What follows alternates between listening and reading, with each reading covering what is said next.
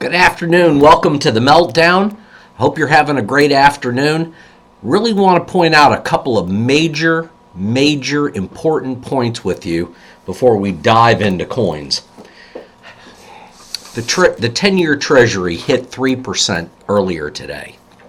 Now, as you recall, I've talked about last week that we would see a 3% yield and we'd find 4% in the 30-year. The government keeps claiming that tapering is a good thing, that the markets are going to respond and everyone will enjoy the euphoria of the market. Well, the Nikkei was up right at 2% last night. The Dow, not quite that far. Hasn't made it to 1% for the day. Now, it is up 119 points. That's the average. That's the 30 stocks that make up the industrial average. That doesn't mean that across the board everybody's making money. Unfortunately, at the same time the Nikkei is appreciating, the Dow's going up, the Nasdaq's moving, oil's going up. That means the cost of living is rising. And earlier today, where all of the currencies were down with the dollar, now you've got a couple of them that are starting to edge up a little bit. What does all that really mean?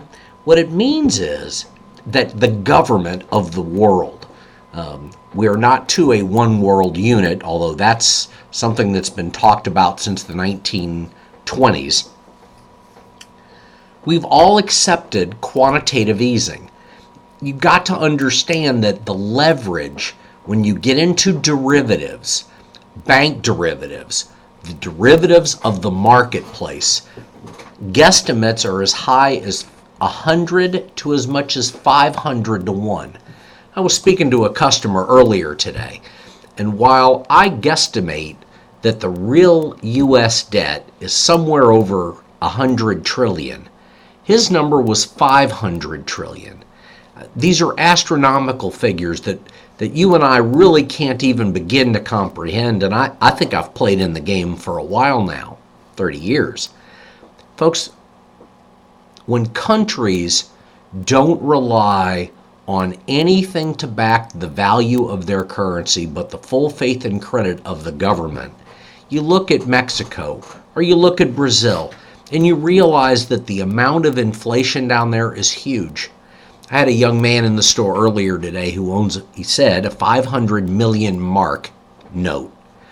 And the story that he shared, and he's a young guy, probably early 20s, was that he understood that it took a wheelbarrow full of 500 million mark notes to buy a loaf of bread back after the Weimar Republic.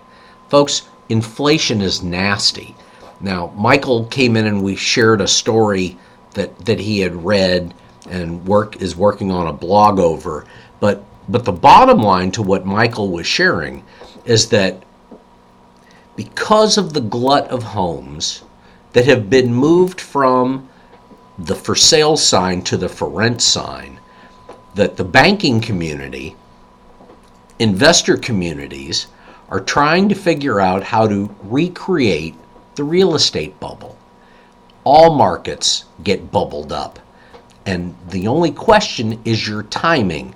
Now, if you're investing in a 401k, you have no control over those funds. Zero. The only way you gain control is if you quit working for the employer that's got the money. If you decide you want to sell off a portion of your 401k, or worse, you want to borrow against it, there are rules and taxes and everything else that gets implicated in these transactions. I think about how the government operates, and I'm not going to pick on this week's auction, but in the last week or two, there have been as many as 4 auctions a week. And those auctions of our government securities are how we fund the government. Now, as a small business owner, as an employee, if you're listening in, you've got the ability to watch this all take place. But in a given week, there may be $60 to $70 billion worth of debt coming due. That's in the form of treasury notes, Treasury bills and Treasury bonds. Notes, bills, and bonds are 6-month, 10-year, and 30-year instruments. And so you've got debt that was sold off somewhere between June of 2013 out back into the 1980s that's now coming due. And so if it's 60 billion and the government needs a fresh 10 or 15 billion, it just sells itself more debt. Folks, if you're already in debt and you're financing your own debt and you've got to buy more of it, you're in deeper, and the troubles continue to surmount. That's what's happening all over the world. And when quantitative easing, quote, the stimulus package, QE1, came out, my statement to you all was that this was the government's way of funding the banking system. If you were single and you met the right criteria, you got a check for $250. If you were a married couple, you got $500. Now, here we are. It's 2013. We're into QE4 times gosh knows how exponential. My point is that as a small business owner, I can't do that. I can't go renew my debt and keep renewing it and renewing it. You keep doing it for too long, you file bankruptcy. If someone steals all of your assets, you file bankruptcy. Bankruptcy is one of those rights that we assume under our Constitution. Unfortunately, it's what everyone stole in the process. It's the same thing that happens with the U.S. government. The government has allowed the bankers to steal everything. And the banking system as we know it, I love a mortgage. You assess a value of a property. You can borrow up to 80% of it. Well, now you can borrow up to 95%. And if there's any collusion between the appraiser and the mortgage company, there's a way to create more profit and more money under the table. I'm not insinuating anything about anybody except that large mortgages are back in the picture. And all of a sudden the banking system, which thrives on 10% down, is all the way down to 5% down. Money and the people who are making it are so wealthy that they can write checks. That's why I keep saying the top 1% controls 20% of the net worth in this country. Now, I'm a coin guy. I love rare coins and I love precious metals. And I stay on top of different periodicals, and I'm reading what's going on in the news and other companies and what they've got to offer and what they've got to sell. There was a Humbert slug, that's a $50 piece, uncirculated, Mint State 61, the finest known. The usual suspects, according to this company, weren't there. This was somebody new. Paid $299,000 for it. More people are getting more involved in different assets, whether it's cars or jewelry or diamonds or art or real estate. I particularly like gold, silver, platinum, and rare coins. Now, the real faux pas here is understanding that there are companies that authenticate and grade coins. Those companies, NGC and PCGS, and there are many others. NGC and PCGS have been consistent enough to trade on a computer network called CCE. Folks, whether you're buying brand new dollars or clad coins that are graded in Mint State 69, if it's a question of just liking something and acquiring it, if you're going to use it as a stocking stuffer, a birthday present, a wedding gift, and you're just buying a few things, it's not that big a deal. It becomes a bigger deal when you start spending tens or hundreds of thousands or millions of dollars. My concern for the system is that while you look online and you look at your computer tonight and you look to see what checks cleared or what debit cards were used or what credit card transactions were used, you start to theorize that what you're looking at is a digital screen with digital currency, and you have nothing in your pocket. That green stuff that you folded up, every single one of those notes says full faith and credit of the U.S. government. Where's the faith? Where's the pledge? My point is that there was a time when nations had to have gold to back their currency. There wasn't another means of consideration. There were silver certificates and gold certificates, and banks had deposits. They weren't leveraged up to their noses in debt, but that's not the case today. And when I look in the news and I hear about the big banks taking big write-offs or they're paying huge fines, my concern goes all the way back to what if? What if they didn't steal everything? Well, you can't say that because it's not hypothetical anymore. It's real. Whether you read about it or you see it or you hear it, it's all about the truth. And so this message is really designed to get you to think and talk to your spouse or talk to your money manager and look at how you've diversified the pie. Where's your money diversified at? How do you get it in the event of an emergency? Now, an emergency. What determines an emergency? I'm talking about you've got a stack of cash. Maybe it's $10,000 or $100,000, and you put it in your safety deposit box. Well, you know at 4 or 5 o'clock at night, the bank shuts its lobby, and you're locked out till 9 o'clock the next morning. You can't get to your papers, your jewelry, your cash, your gold, your silver, your coin collection. Any of it. It's all locked down. And folks, we've seen a 1-week bank holiday. We saw that in Egypt back in 2011. Last year, it was Cyprus, and they shut the banks down for 2 weeks. Well, Cypriots got on planes and left the island looking for an opportunity to swipe their card and get euros. Now, I don't know of any of them that flew far enough to get dollars or pounds or any other form of foreign exchange, but I'm going to assume they did. The banks were watching it. You swipe a card and your information pops up on a screen.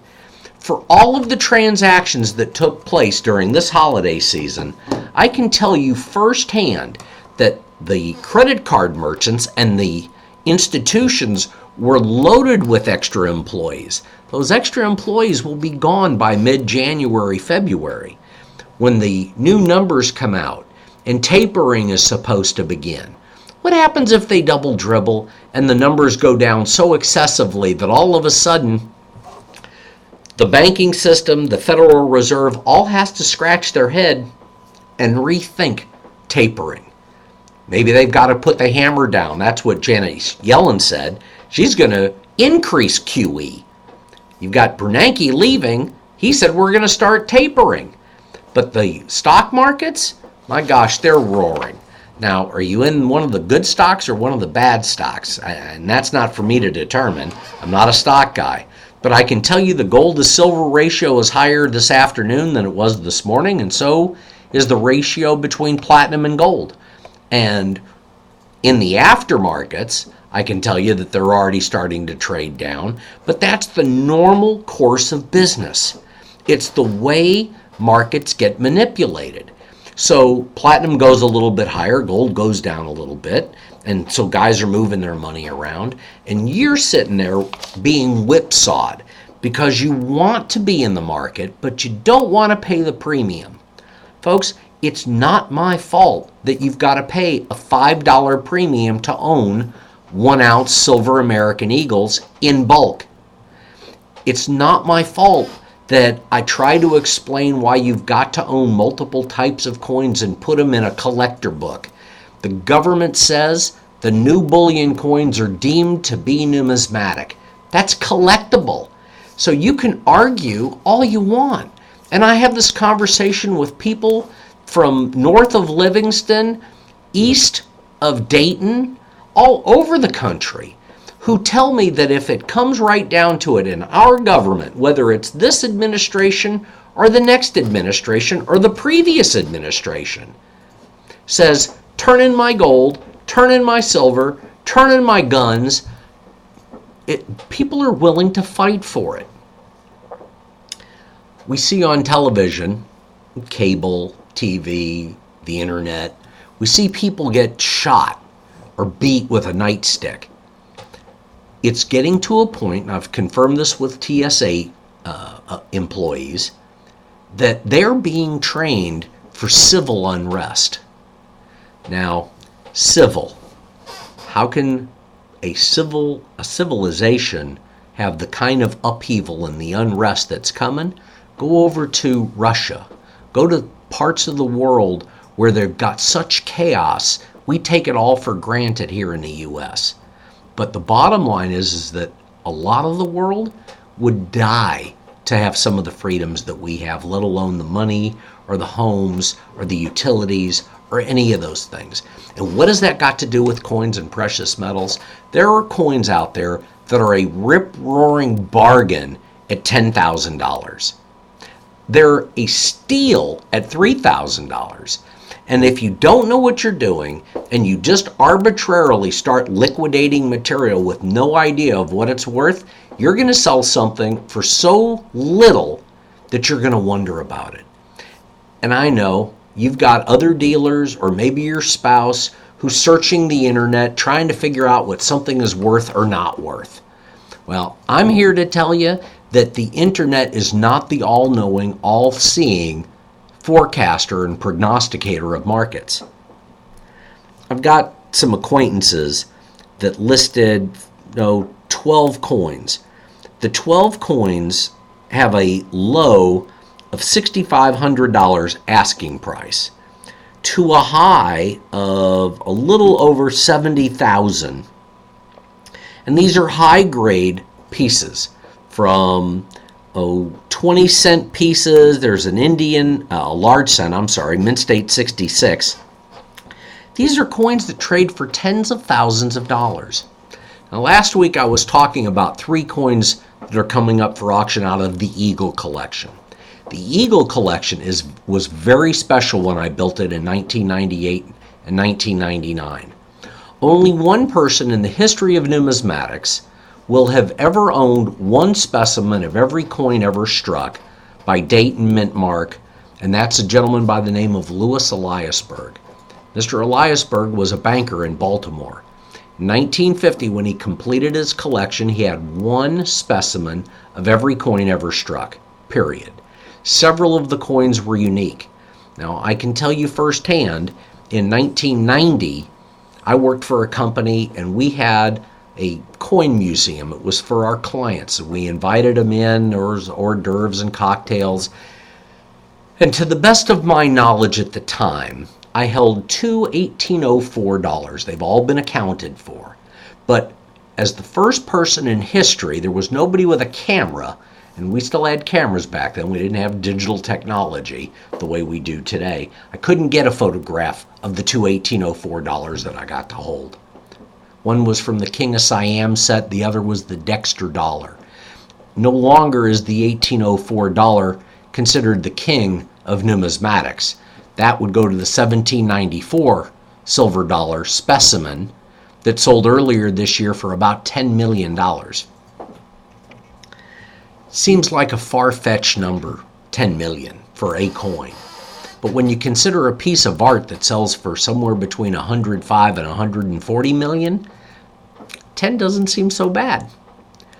I look at cars and I look at art and I look at jewelry and I look at real estate and homes and commercial buildings, and I've been involved in a lot of different assets. But when I can tell you coins that were produced in the 1790s, over 200 years old, in near perfect condition, Mint State 65 or better, we're talking about some of the first coins ever struck by this government. I mentioned the 1798 half dime, 1792 half dime, Mint State 68. 70 is perfect, so we're all over perfect. That coin's going to go for huge money in the next couple of weeks. I talked about the 3 coins from the Eagle collection. I'll get back to that. Those 3 coins, which had Minimal bids. One of them still has nobody bidding on it, basically $1. But two of the coins have begun to get some activity. Now, it's not even close to where they're going to final. And while we still have well over a week to go before the auction will occur, watch and see how big these numbers go. I suspect that we'll find $200,000 price tags, at least 100 on the 1879.0. We'll see. It's not quite time yet, and I think the coin is really gorgeous. Back when I owned the two 1879.0s in Mint State 60, they were finest known.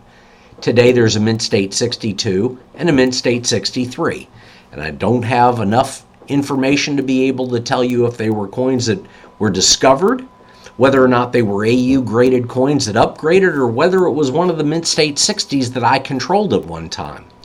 At one time, I controlled the four finest known 1861 San Francisco Paquet 20s. At the time, a coin that sold for $85,000 in AU 58 today, it's $185,000. And that's if you're buying it from the auction. If you find the dealer who's representing you, you may have paid $210, $220. It's not the type of a piece that you want to get caught in a fire sale.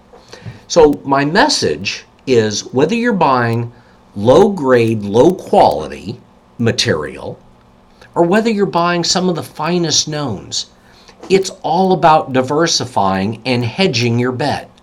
And trust me, when I talk about the hedge, I want to hedge it. I want to have rare coins. Those are dependent upon your age. Now, I spoke to a gentleman a little earlier today, a little bit older than me, but certainly under 60, and told him that even at his age, 10, 15, 20 years from now, today's rare coins will be rarer because there will be more demand.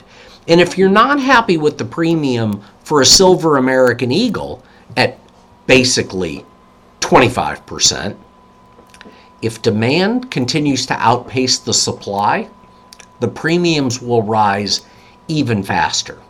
Now, as far as silver goes, today it traded as high as $20.15. Currently in the paper market, you're at $19.90. So it's come 1% down, but at one point it was up 2.5 percentage points today. The Dow, folks, this is simple. Diversify, own different types of commodities, own different assets, own things other people are going to want.